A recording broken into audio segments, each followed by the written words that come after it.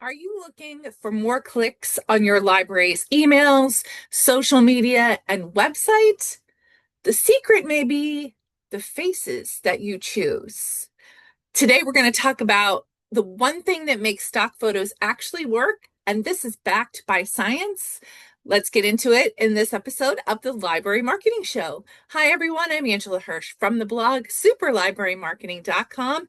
Head on over there and look for the Library Marketing Show tab because I would love to have a kudos nomination from you. Maybe you've seen a library do something pretty cool, or maybe not even cool, just something that was effective or different. Or maybe it was your library that did something that deserves some recognition. I would love to hear from you. Let me know. You can give me an email directly from the Library Marketing Show tab. We are going to begin today's episode with kudos, and our kudos is going to Auburn Public Library. They recently launched a reader's advisory service. It's form-based. That doesn't seem like a big deal. A lot of libraries do that. But they got the lifestyle reporter from their local newspaper to cover it. They had a big splashy headline.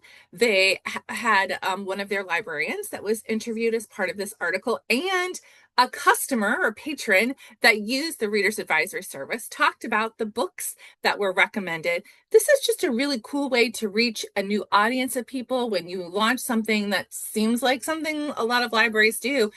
You know that the media has a different audience than your library does. I put a link to this newspaper article down below. Great job, Auburn Public Library. All right, let's get into today's topic, which is how to pick photos that really drive clicks. I will confess to you that I have been doing this for my job at Novelist, and I woke up in the middle of the night recently and realized I hadn't talked about this with my viewers.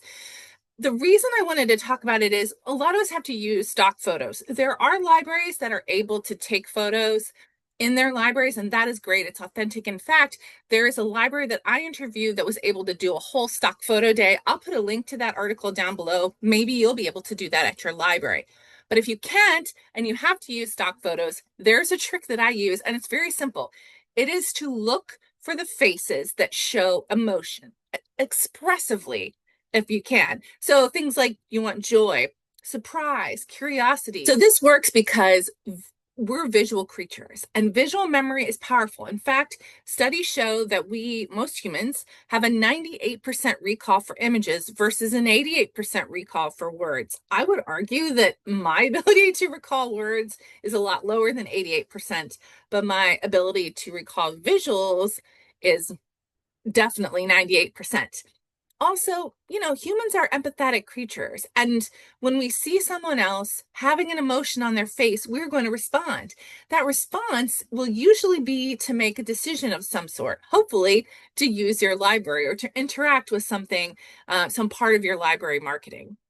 Also, faces are just relatable, basically. I mean, we want to see other humans doing the things that we want to do. And so when you use images that are talking about or that show joy or excitement, it triggers something inside of a person that says, I want to feel that emotion as well. And I need to use the library to get that joy and that excitement.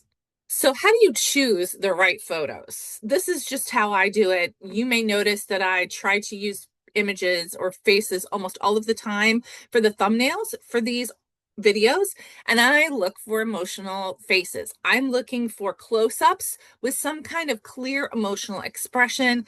I'm looking for something that looks authentic, so it's not overly staged or generic. I am looking for diversity, and my audience is diverse, so I want to try and represent all of the folks who are watching these videos. So I'm not always using the same type of person in all of my photos. I try to avoid things that are like bland or emotionless. I really look for things that are clearly not stock photos. So sometimes I go to different stock photo websites that are not the popular ones. Popular would be Pexels and Unsplash, and I see a lot of those photos used in a lot of places. So I look in some other sites. I'll put a link to some of those down below. That helps to build some authenticity. And then I also am always like trying to avoid overused library tropes. So like an empty stacks or posed reading. I want it to look more authentic. What is your favorite source for stock photos? Like I said, I'm going to put some down below, but there are tons of free stock photo sites out there, and I'm sure I don't know all of them. So share your favorite stock photo sites down below in the comments. That's it for this episode of the Library Marketing Show, but my channel is full of other tips for library marketing. If you are interested in learning more, head on over to this next video. I'll see you there.